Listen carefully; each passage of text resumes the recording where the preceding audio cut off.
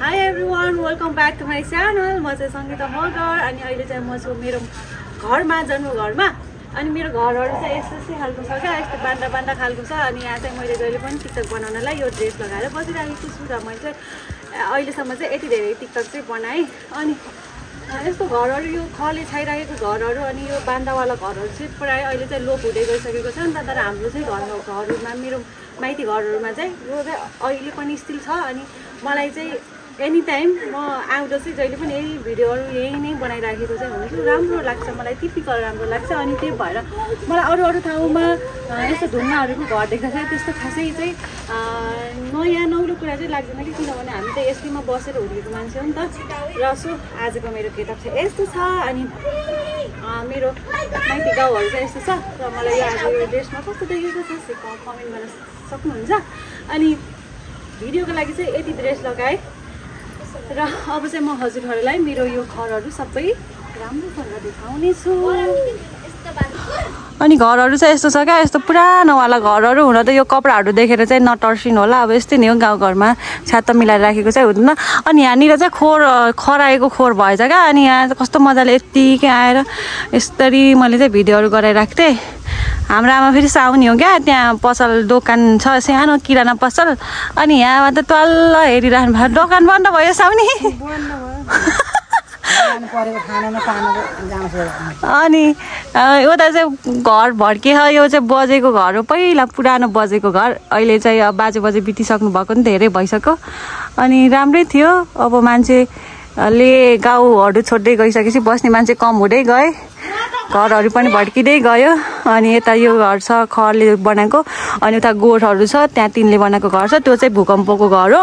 अनि अरु चाहिँ भूकम्पकोमा पनि चाहिँ परेन क्या त्यो मात्र पर्यो अनि यो चाहिँ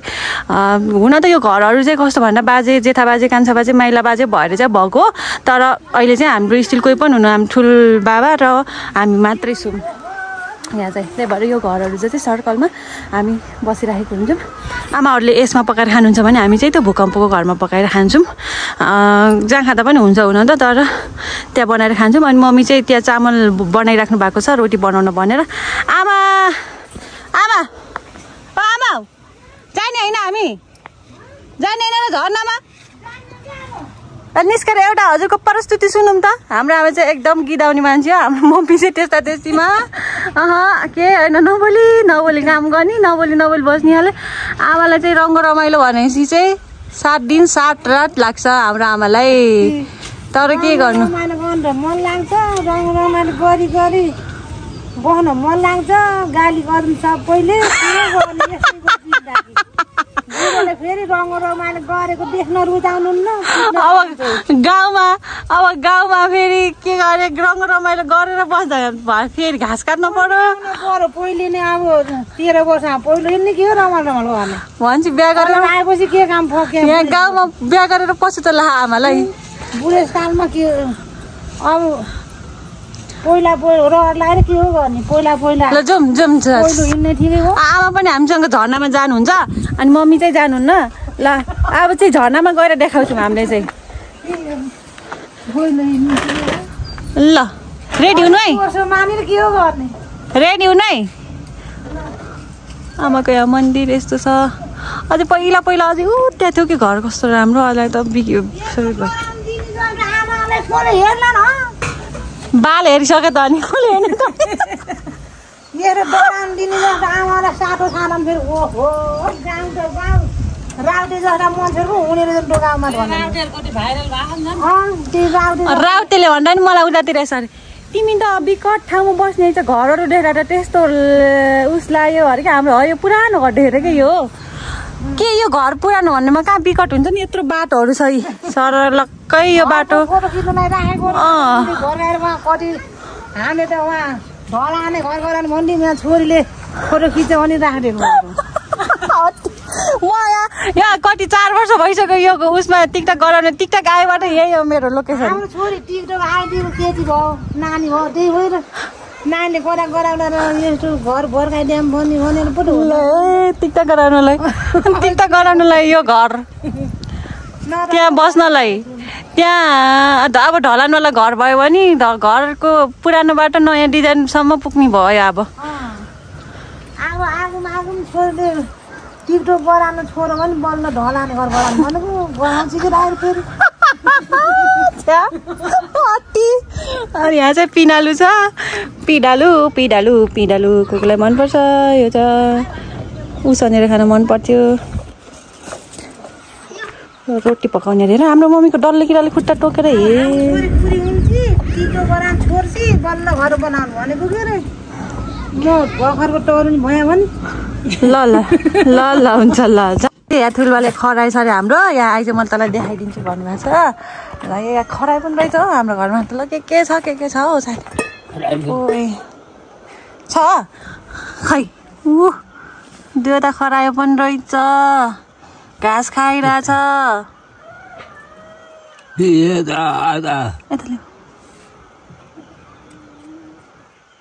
आइज भन्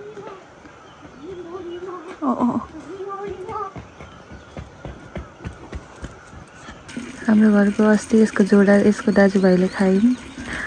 आज चाहिँ यो अझै छ कत्रो डल्ले बस्छ रामले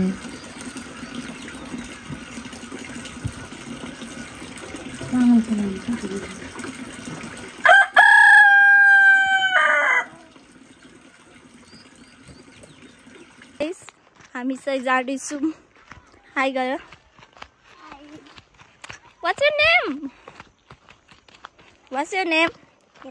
What's your name? What is your name? Guys, you can see यो काफ्लेको पार्ट यस्तो भन्छ अब हामी जान्छौँ you can see view साथीहरु हामी चाहिँ अब जान लागेको हाम्रो गाउँको झरनामा यस्तो राम्रो ठुलो खालको वाटरफल छ त्यहाँ झरना अनि त्यो झरनामा चाहिँ पहिल्यैदेखि नै जान्थ्यौँ जान त तर अब अहिले त यस्तो भिडियोहरू बनाउने भइसकेछ किन नजानेर हैन अभियसली नै गइन्छ अनि त्यसपछि आमा पनि आउनु भएको छ आमा र म बहिनी अनि नानीहरू गरेर चाहिँ हामी जान थालेको सो गाइस हामी चाहिँ झरनामा आयौँ अहिले चाहिँ झरना यस्तो खालको सुकेको छ क्या अहिले चाहिँ हिउँदो हो नि त त्यही भएर झरना उतातिर गाउँ हो अनि त हामी घाँस काट्ने बुढी आमा डर लागेर बुढी आमालाई लिइराखेको यो फेरि कहाँ घाँस काट्ने हो भन्नु आहान तिमीले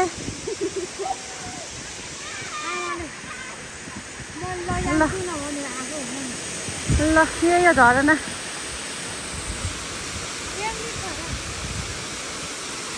झरनामा चाहिँ यस्तो राम्रो झरना चाहिँ झरिराखेको छ हाम्रो यसरी कपडा लगाएर फोटोसुट हुन्छ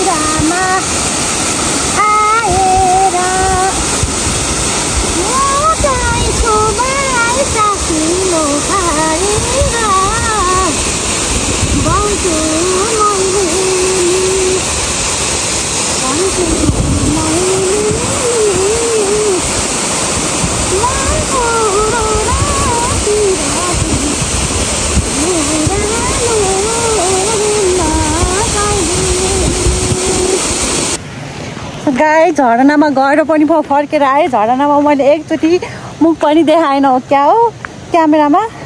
अहिले चाहिँ फोटो भिडियोहरू खिचेर यसरी झरिरहेको छु अनि हामी चाहिँ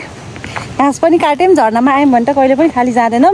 घाँसहरू काटेँ अब चाहिँ मेरो मोबाइलमा चार्ज छैन भिडियो खै के कस्तो भएको छ कस्तो मैले त ब्लुटुथ लगाएको थिएँ आमाले गीताउँछु भन्नुभएको थियो नि त अनि ब्लुटुथ लगाएको थिएँ ब्लुटुथमा चार्जै रहेन झन् म त छ होला भनेर लगेको ब्याड लक भयो खै धेरै झर्नाहरू कराइरहेको जस्तो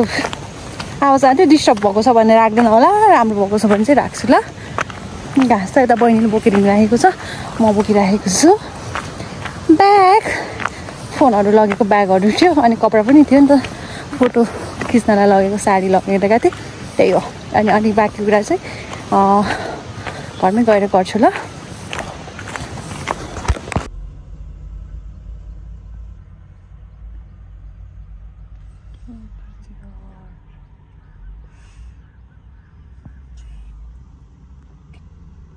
अहिले चाहिँ म आइसकेको छु बुटोल र बुटोलबाट चाहिँ भिडियो एन्ड गरिरहेको छु गाउँको जति पनि भिडियोहरू बनाएँ त्यसलाई चाहिँ टपाक टुपुक पारेर चाहिँ मैले एउटा भिडियो बनाएको छु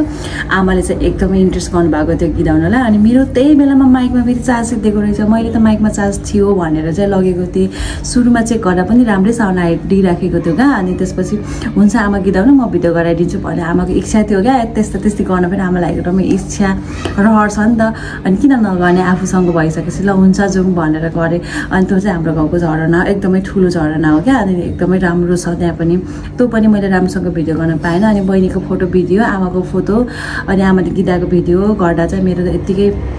ब्याट्री लो भइसकेको थियो क्या मोबाइलमा चाहिँ अनि यति छिटो ब्याट्री खान्छ नि गाउँमा फेरि खै किन चिसो ल्यायो कि खै के ल्यायो अनि मैले त ब्याट्री नै पुर्याउन सकेन अनि राम्रोसँग कन्टिन्यू भ्लग गर्न पनि पाएन